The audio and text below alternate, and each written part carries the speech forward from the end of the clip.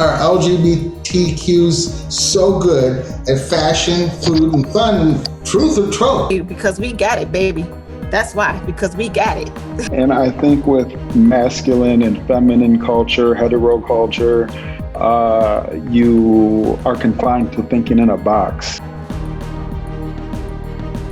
Part of Rainbow Health is the Minnesota AIDS line, which is a great resource for folks who are living with HIV. Other people just lean to what they know and are comfortable with that, but we're looking at what's next.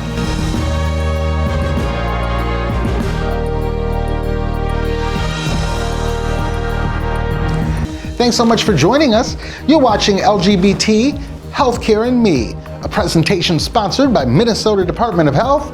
I'm Todd Michael Barnes. Well, as the weather turns colder and darker, our topic today is intentionally warmer and lighter. Why are LGBTQs so good at fashion, food, and fun? Truth or trope? And in these Twin Cities and across Minnesota, there are more than 11,000 new cases of COVID-19. Well, when Minnesota is affected, LGBTQ persons are impacted. Today we turn to Rainbow Health to see how LGBTQ persons are faring during this phase of COVID-19. And of course, our Pink Power panel is back to weigh in on their opinions about LGBTQs and food, fashion, and fun. And then WOW treats us to an assortment of cherry blossom, sushi, and kale dresses. This you've got to see or eat. Either way, a head-spinning, mouth-watering, heart-expanding special edition of LGBT, Healthcare and Me. But first, LGBTQ health-related headlines begin right now.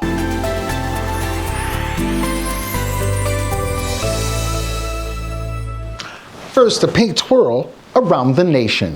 Rapper Lil Nas X and his hit single about gay sex was nominated Tuesday for 3 Grammy Awards. This is the first nomination celebrating such a gay narrative, possibly propelling the artist and their music to the highest achievement in the music business. The song, Montero, or Call Me By Your Name, is nominated for Song of the Year, Record of the Year, and Best Music Video. The award show will be hosted in Los Angeles on January 31st.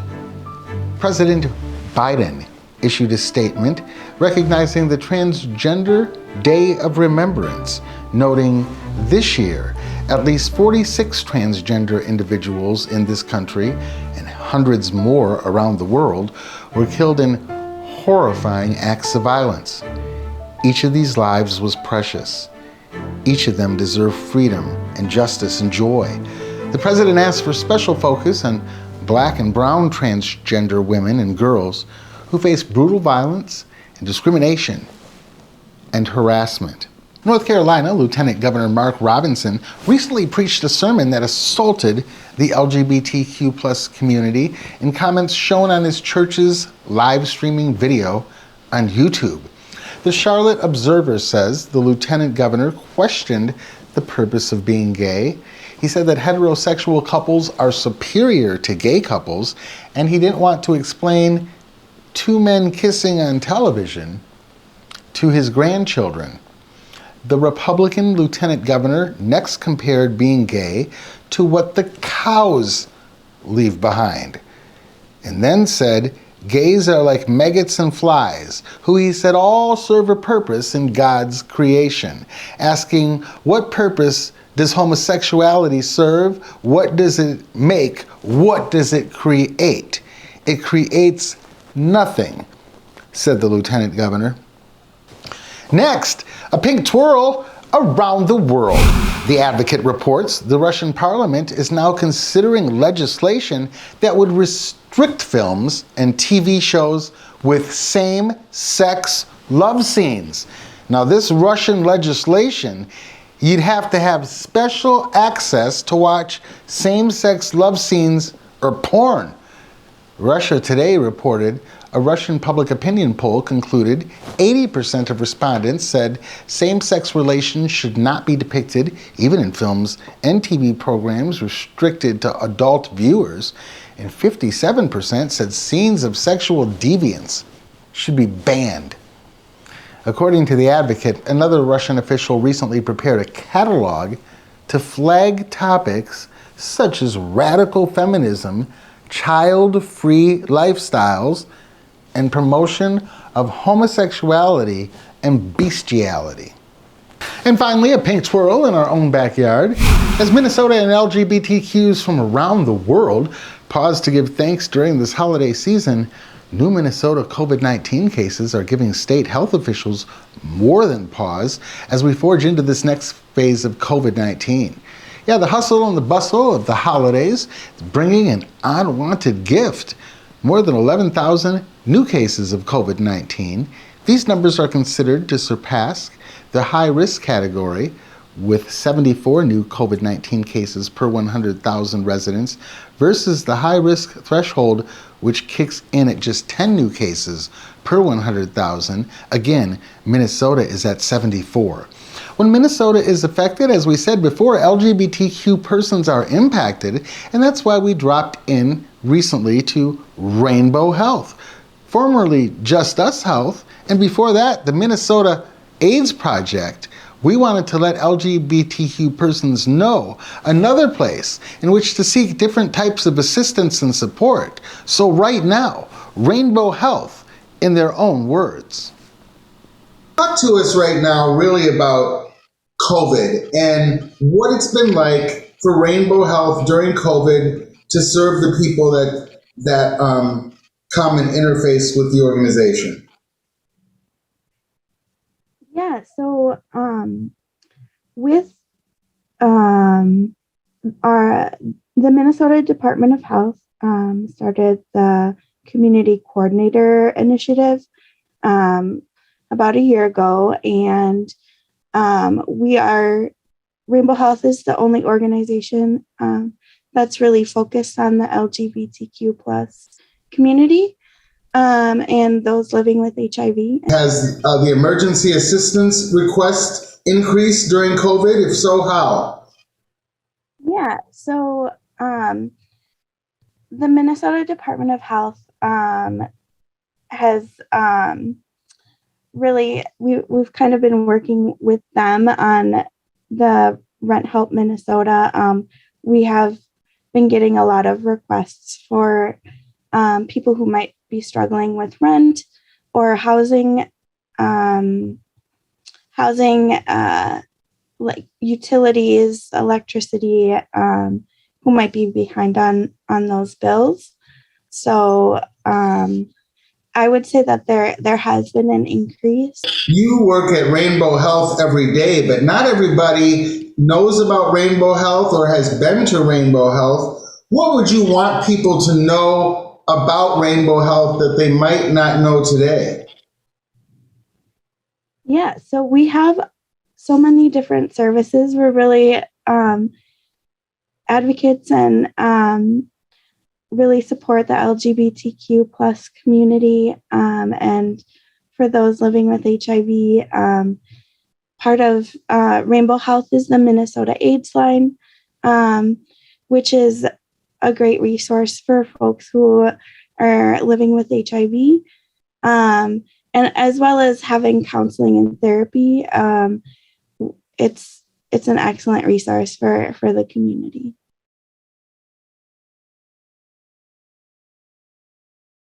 The FDA and the CDC have given the thumbs up regarding booster shots for all adults. So far, Minnesota has administered almost 1 million booster doses. Now, if you or a loved one needs an initial series of COVID-19 shots or a booster shot, visit the website listed below. Minnesota ranks 6th nationally in ages 5 to 11 vaccinations and 2nd nationally in booster doses administered. Parents can learn more about COVID-19 vaccines for children and teens and find out where to get their children vaccinated at mn.gov/vaxforkids. Minnesota also ranks second nationally in the percent of fully vaccinated people with booster doses. This episode, our Pink Power Panel, provides insight and analysis on 3 things many of us may be good at, others of us may simply just enjoy: fashion, food, and fun. Do we LGBTQs have mad skills and talents in fashion, food, and fun, or is this just a trope that needs to disappear and be done?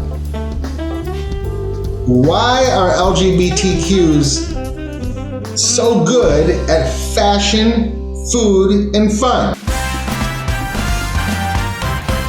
We want you to tell the audience. We're going to play the game Truth or Trope, and then tell us why you think it's a truth or the trope that LGBTQ people are indeed so good at fashion, food, and fun.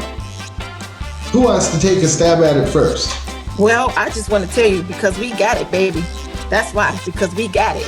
Tell us more. How do we got it? How do we have it? I mean, when it comes to fashion, check. When it comes to food, check. When it comes to the lifestyle, check, check, check.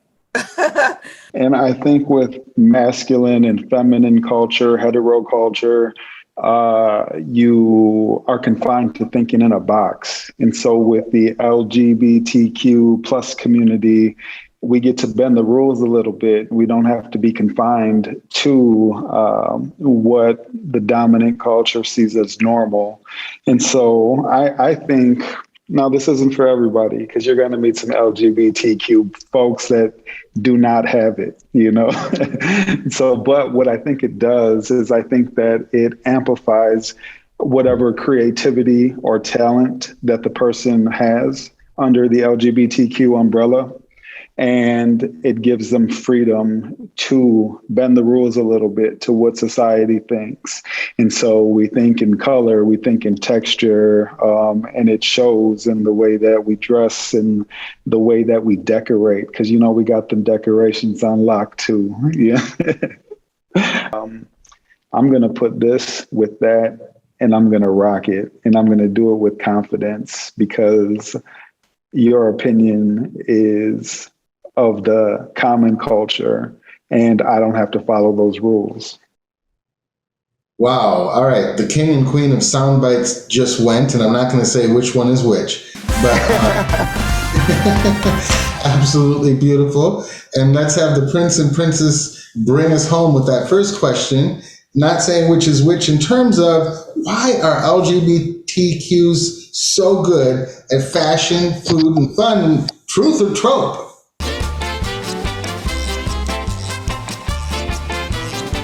Well, I want to say it is truth that we are good at it. It's not trope, because I believe that from what I've seen, a lot of these celebrities and stars and famous Beyoncés and Rihannas would not have the choreography, nor the style, nor the hair, nor the makeup to do any of the things that they're doing without a lot of these people in the background, especially the ball community. A lot of people in the ballroom scene has helped with Beyonce just for choreography and things like that.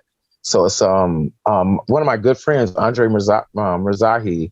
He's doing a film right now, and he's talking about that. He was in the movie Honey with Jessica Alba, and it's funny, when you think about it. It's like, well, why are these people so in this space?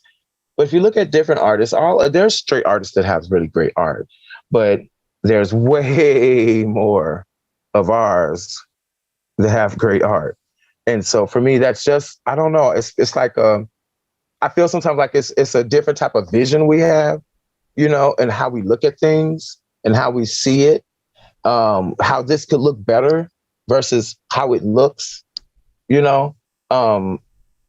I don't know. I mean, I think that's why a lot of us become stylists or people for like dressing Beyonce and things like that. We see things that other people don't see, and we look for things that other people don't see. Like the artist Aaliyah, she could just, she's so like, I think we think like that in a way of like as futurist. We look at what's the future thing. Not what's now, what's next.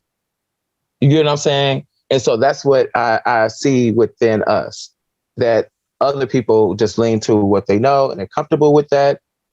But we're looking at what's next. So I say truth. I think that you just provided language to something that all of us have known, but haven't been able to put voice to. And so you just did that brilliantly. So thank you so much. Unbelievable answer. Thank you. How about you, Joe? Well, I'm going to go with truth. I do believe that we bend the rules and that we don't follow the cultural norms, and that makes us unique, that makes us fun, and that makes us outgoing. A lot of us don't really care what people think about us, so we live in our truth, and that comes out the way we dress, that comes out the way we cook, that comes out the way we present small things like food, how we present ourselves, how we decorate, how we choose to show the world who we are. And I think that as an LGBT community, we are unique like that. Do LGBTQs just really know how to dish it up when it comes to food? I can't commit a full 100% on that answer to the LGBT community. I think on the fashion, we definitely got that on lock. When it comes to the food, I don't know. I have to taste some of the panel's cooking. So, Wow, what you cooking on Thursday? Trishan, what you cooking on Friday? I will cook you some cube steak, and you and Joe will be like, he got to move in. He gonna be living in that room because it's one of our things too. But not everybody. You're right.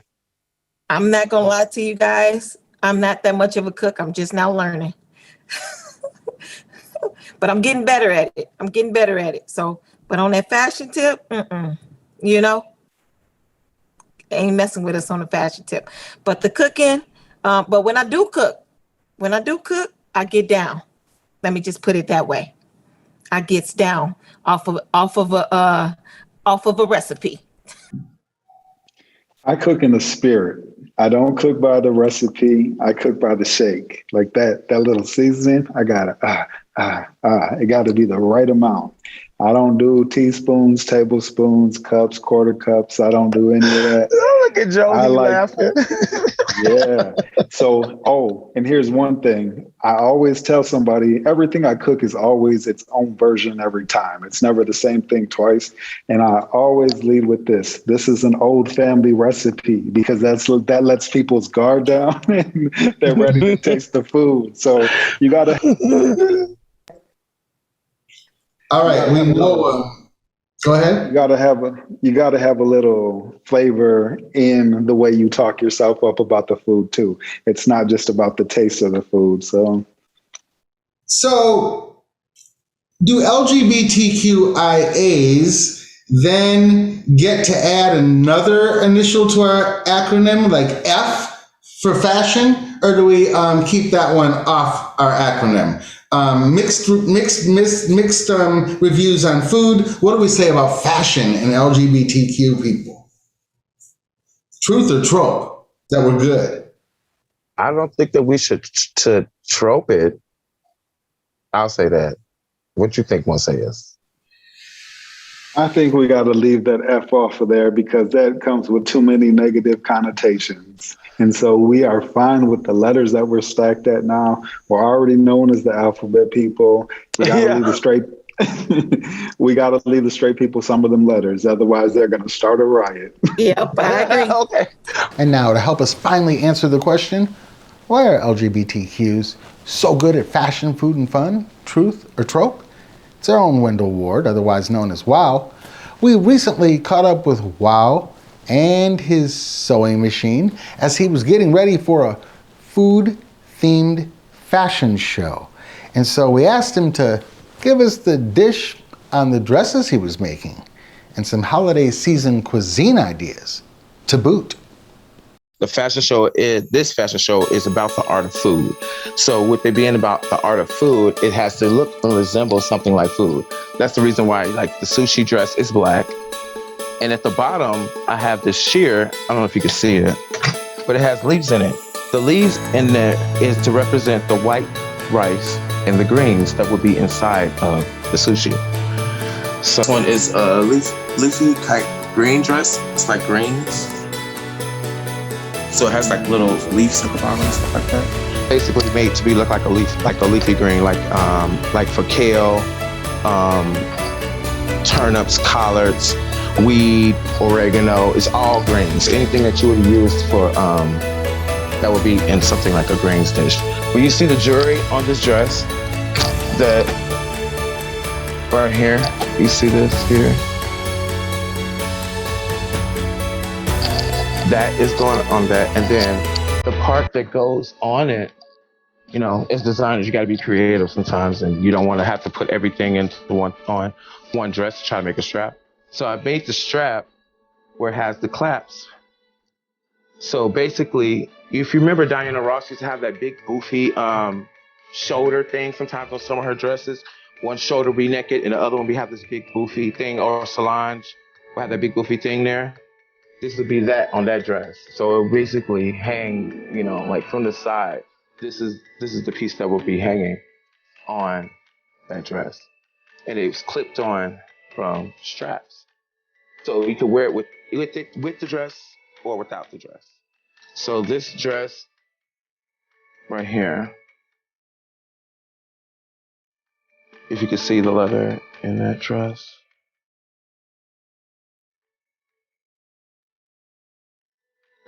And so that's that dress. And it has jewelry that's going to be the fastening to the back of that. Then the other is a papaya dress. This dress is papaya. It's going to have some more work done to this one. It's basically because there's going to be a belt added, because I wanted to have like a Greek goddess type effect. And that's that. This one is cherry blossom.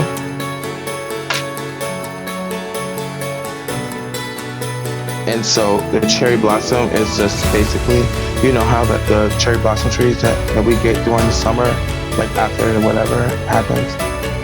I had to put this together and that, and then I've been working on it for the last 6 months. You know, buying the fabric, cutting the patterns, putting this stuff together, and now these together, it's now trying to get it into that haute couture campy feel of what the fashion show is supposed to be about. So, yeah, it's been a process. But I'm an artist, so I love doing art, and it definitely gets my mind to have that escape. And that's one thing about, I think, about in the LGBT community, the ones that have accept being artists, we find different ways to channel that energy out, the creative energy out. Thank you to Rainbow Health, to Wendell Ward, and our Pink Power panel. Remember, if you or a loved one still needs to get the COVID-19 vaccine or the booster shot, visit the Vaccine Connector at the website listed below. Today we asked, why are LGBTQs so good at fashion, food, and fun? Truth or trope? But what we really talked about, just the same as every episode, what we really discussed were the issues of respect and unconditional love. Well, that concludes this episode of LGBT Healthcare and Me. Thank you to the Minnesota Department of Health. Remember, LGBTQIA persons and our allies, you are not alone. You can find us 24/7 at our brand newly designed website, www.equitynewsnetwork.com. In St. Paul, you can find us on Comcast channels 14, 15, 16, and 19. Find us on our YouTube channel, Todd Barnes Reporting. And don't forget to smash that like button, and remember to hit subscribe. And leave us a comment or a message on YouTube. And until our next episode, and until we meet again, it's my hope we dish up some respect and lean in toward love for all of us at ENN. Todd Barnes, reporting.